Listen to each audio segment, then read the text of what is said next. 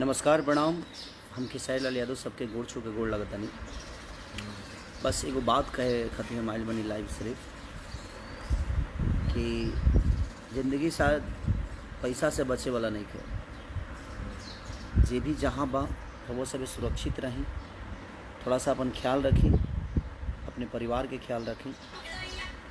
और आज हम वही खातिर वो गाना भी छोड़ ले बनी कि कितनों पैसा हो जाए शायद हमनी के जीवन बची ना। और हम जितना भी कंपनी के पास हमारा गाना बा, हम सबसे रिक्वेस्ट करें कि 2-4-5 दिन रहो, लेकिन प्लीज़ कोई गाना मत छोड़ी। ऐसे मत छोड़ी कि आज हर एक घर बाद कोनो ना कोनो प्रॉब्लम बा। तो ये प्रॉब्लम में हम सबके साथ होके के चाहिए, सबकर साथ रही, सभे सहयोग करी। और एमे मनोरंजन के लिए ठीक नहीं लागत। जैसे जे सब परेशान बा, जौन जनता फीवर बढ़ावे, चाहे जौन जनता हमनी के प्यार करेला, वह जनता आज परेशानी में बा, वह भगवान परेशानी में बा। और वही भगवान के श्रद्धा के फूल चढ़ावे का तन के हमेशा गाना बजाना आदमी छोड़ेला चाहे करेला भी, लेकिन ठीक नहीं है। अब ठीक नहीं लागत। बहुत ज़्यादा परेशानी सबके बा, पूरा हिंदुस्तान से लेकर पूरा वर्ल्ड परेशान बा, लेकिन हिंदुस्तान ज़्यादा परेशान बा। धीरे धीरे सब कुछ हो जाई, सब कहीं ना कहीं सम्मान हो जाई, सब सम्मानित हो जाई। तो छोड़ल जाई गाना हमनी के, ऐसा नहीं है कि ना छोड़ल जाई, गावलो जाई। लेकिन अभी तो अपन ज़िंदगी बचावल बहुत ज़रूरी बगे। तो हम लोग सबसे रिक्वेस्ट ये करब, जितना कंपनी के हम गाना देले बनी, आप लोग प्लीज़ 2-4-5 दिन बस कौनो गाना मत छोड़ी। अच्छा नहीं खेला। हम आज एगो गाना छोड़ले बनी खाली यही खातिर कि भगवान के हाथ के कठपुतली इंसान खिलौना हो गई। एगो सामाजिक चेतना हम इससे छोड़नी है कि हमनी के जीवन पैसा से बचे वाला नहीं है। भगवान के हाथ में बा और रउरा हाथ में बा अपन जीवन और अपना परिवार के जीवन। तो बस कोशिश करी कि आज हम अपने ही इंडस्ट्री के कितना लोग कोरोना में खो दे हाल आदमी। मैंने डांस डायरेक्टर से लेके म्यूजिक डायरेक्टर से लेके राइटर तक, आज कहीं ना कहीं शाम के आज आते रही रहे। भगवान हमारे भाई के आत्मा के शांति देश और आजीवन हमनी के दिल में रही हैं। श्याम धनंजय भैया, सारा लोग दिल में रहे वाला लोग जे हमरा के बहुत प्यार करता है। ये कौनो बात नहीं, ठीक बा, समस्या होला, का करब, सबका खातिर बा। हम वही खातिर गाना छोड़नी है कि दुनिया में चांद पर गईल मिशन सब लोग भुला गए।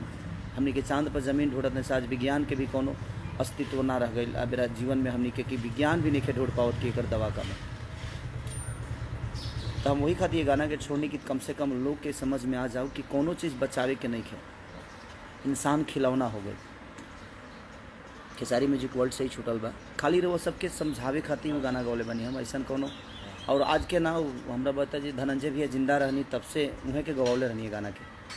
श्याम रहले हो जी, सब लोग रहे गाना के गावे में। आज से 8-9 महीना 10 महीना पहले के गावल गाना होगा।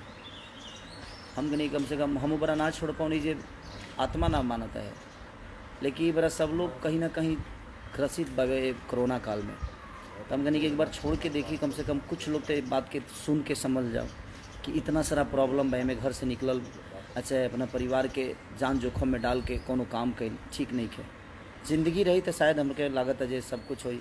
और अजीत हलचल क्योंकि गाना के राइटर हैं, बहुत अच्छा लिखे हैं आप कि समाज को एक अलग नया अंदाज दिया आपने कि कम से कम इससे लोग घर में रहें और सुरक्षित रहें। तो दिल से दुआ है आप सबके लिए कि आप सुरक्षित रहें। ईश्वर से प्रार्थना करूँगा कि हमारी जनता को कुछ ना हो। इस भगवान के बिना हम लोग सब लोग अधूरे हैं। हम एक दूसरे के पूरक हैं, एक दूसरे के कहीं ना कहीं सहायक हैं। तो हम एक दूसरे का अगर केयर नहीं करेंगे तो शायद दुनिया बाकी से तो हम आशा नहीं कर सकते। तो मैं सबसे रिक्वेस्ट कर रहा हूँ, जितने भी हमारी कंपनी हैं, जिनके पास मेरा गाना है, प्लीज़ आप 2-4-5 दिन प्लीज़ रुक जाइए, सब सीमित हो जाने दीजिए, थोड़ा सा लोगों को कूल हो जाने दीजिए, लोगों को सुरक्षित हो जाने दीजिए, फिर आप गाना छोड़िएगा।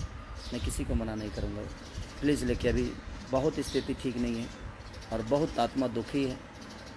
और अमित सदाना जो हमारे आज तक के एंकर भी थे, कहीं ना कहीं उनको देख के भी, 2-2 बच्चियों को देख के अजीब सा एक माहौल है कि इतना गरजने वाला आदमी आज हमारे बीच नहीं रहा। श्याम देहाती जो कि हर बात उसके लिए एक राइटिंग होती थी, गाना होता था, एक मनोरंजन होता था, आज हमारे बीच नहीं है। धनंजय भैया से लेकर डांस मास्टर से लेकर डायरेक्टर, हर आदमी हम लोग के जीवन से जुड़ा हुआ आदमी, हर आदमी संगीत का पुजारी से लेकर एक आम आदमी, ये कोई ज़रूरी नहीं है कि हम संगीत के पुजारी हैं तो संगीत के ही लोगों के लिए हमारे जीवन में श्रद्धा है, नहीं। हमारे जीवन को चलाने वाले आप सब हैं। आपके बिना हमारी जीवन अधूरी है। आप सुरक्षित रहेंगे तो शायद हमारी जीवन भी सुरक्षित है। तो मैं सबसे रिक्वेस्ट करता हूँ कि आप अपना ख्याल रखिए। आप अपने जीवन को बचाने के लिए, अपने परिवार को बचाने के लिए आपको घर में रहना बहुत ज़रूरी है। आज नहीं तो कल हम साम्राज्य कमा लेंगे, हम पैसे कमा लेंगे, लेकिन रहेंगे तो कमाएंगे। तो इसलिए मैं सबसे रिक्वेस्ट कर रहा हूँ कि प्लीज़ आप अपना ख्याल रखिए और अपने परिवार और अपने माँ बाप का, अपने लोगों का ख्याल रखिए। Love you.